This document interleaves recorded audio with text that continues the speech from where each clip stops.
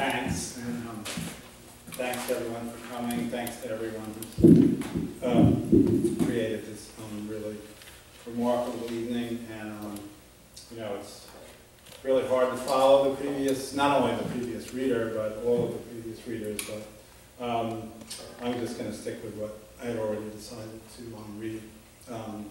I do have one small postscript to the line that was in Lucille's poem about the arteries wrapping around the earth many times. And this is sort of a non sequitur, but the artery of a sperm whale, if you walk through it, it's about the size of this room, just a little smaller. So just a little postscript there. Anyway, I'm going to read one of the poems that's in the anthology. This one's called The Menorah Tree.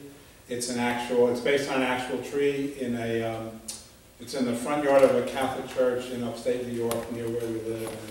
And when it doesn't have leaves, it looks exactly like a menorah. Its curving branches, candelabra-like. Remarkable how tree shape is an art of evolution. Maybe there's an ark in the nearby grove of leafy oaks. Let's look. But though we walk the rest of that slow day, menorah tree is singular. Deny a deity, conversely kneel and pray. The tree is there both ways, with orange sky and inkling of the sun's eternal flame, or almost so.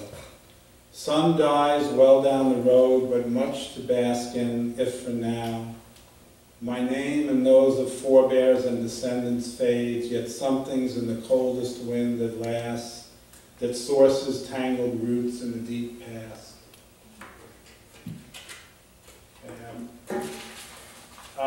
Working on another manuscript. This is the title poem. It's also based on something real, but it's an event that actually happened in a different part of Manhattan than what's described in the poem.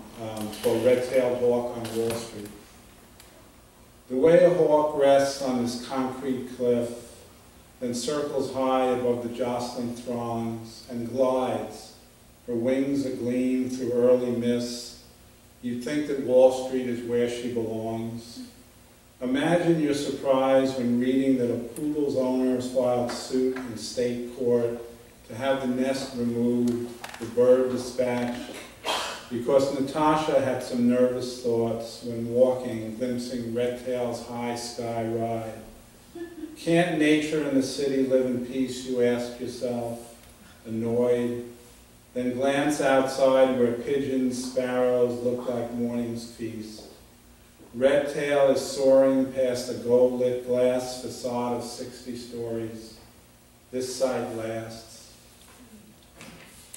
Okay, this is another little New York story. It was in the New York Times last summer as prose, but it actually is a poem. I mean, it's actually a sonnet, so kind of a sad commentary on the role of poetry in our culture. But anyway, here's the real thing.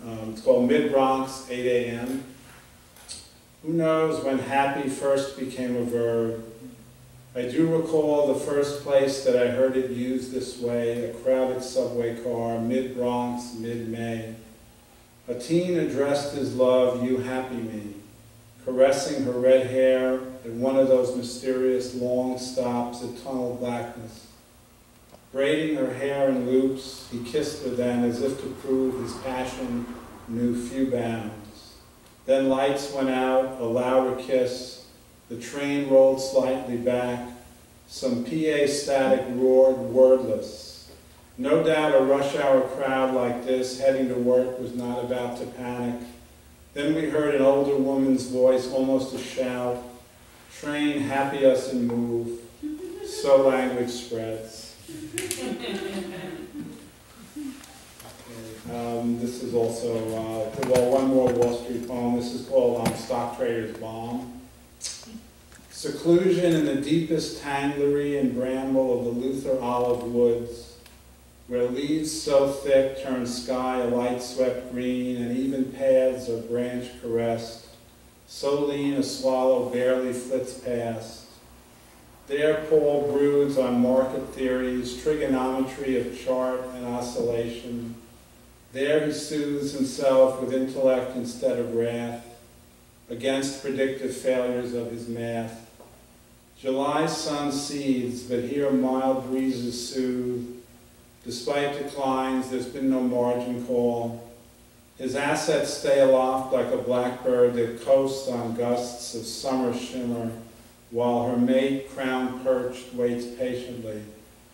No word on his iPhone of new calamities. His expert eye is fixed on how slow green tints sizzling sky. Okay, it's about 360-degree difference in subject matter. This one's called PhD Student. This dragonfly is a scholar of the skin, a student of the surface's brief flash when winds fold water into sunlight. Dash and glide, hover and dart, loops from a whim. They're all his article on perfect flight, his dissertation on maneuver and speed. Such ancient genius, wide-wing bursts, deep need to snatch the gnats and win a race with light. And now you come along, notebook in hand, a PhD, your life-determining plan, and start to diagram one sudden soar, sun-splashed, gust creased. But then you stop in awe. There's something here that seems beyond the mind. Perfection in an angle, tracking wind, as if 300 million years of sun have mentored just this instant. Yes, this one.